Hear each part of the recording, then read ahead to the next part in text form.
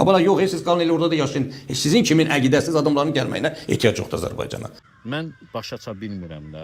Bu hakimiyyətdə oturanlar, onların yaltaq komandası bu xalqa bu qədər niyə nifrət eləyir?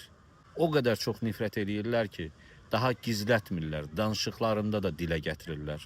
Hakimiyyətin güya eksperti Terman Qasımov adında bir gədə Rusiyada yaşayan Azərbaycanlıları ailəsinə çörək pulu qazanmaq üçün ölkəsini tərk edən həmvətənlərimizi təhqir eləyir, alçaldır.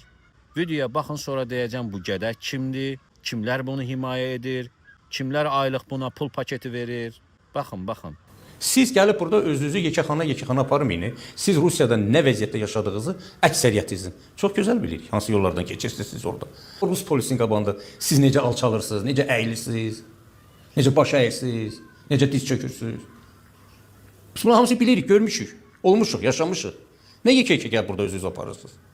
Hansı yolla pul qazandığınızı biz bilirik. O bir az miqdardır ki, ziyalıdır, iş adamıdır. Onlarla üzləşmir, onlar komfort həyat yaşayır. Biz onlara danışmırıq. Ona görə də danışanda, yazanda, orada şərhlər yazanda yekəxana yazmayın. Necə alçalırsınız siz orada? Hansı yollarla alçalırsınız? Onların hamısını bilirəm və görmüşəm də. Bazar adamlarıdır da, pul adamlarıdır. Onların siyasi adamlar deyirlər axı, inkişaf eləmiş, beyinləri inkişaf eləmiş, savadsız adamlardır. Elə biz danışıq elə ki, biz deyirik ki, Rusiya dağılsın, bunların pulu əlindən geçsin, bunlar qaçsın gəlsin Azərbaycan. Abala yox, siz qalın elə orada da yaşayın. Sizin kimin əqidəsiz adamların gəlməyinə ehtiyac yoxdur Azərbaycana. Prezidentin köməkçisi şəxsən Hikmət Hacıyevin tapşırığı ilə hər ay buna pul paketi verilir.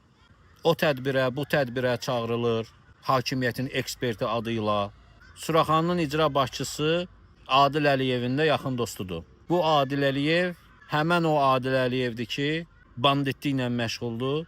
Dünənlərdə videosunu paylaşdım.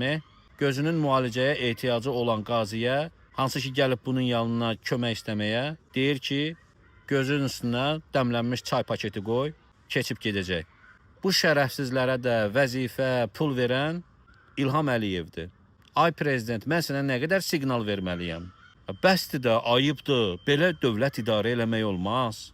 Vətəndaşına bax, normal adamlar vəzifəyə təyin elə. Nə qədər söz deməliyəm mən sənə? Rusiyada yaşayan Azərbaycanlılar özləri cavab verməlidir bax bu gədiyə. İnsanlar ölkəni niyə tərk eləyirlər, Rusiyaya gedirlər? Ailəsinə çörək pulu qazanmaq üçün də. Ay hakimiyyətin troll geydirmə eksperti.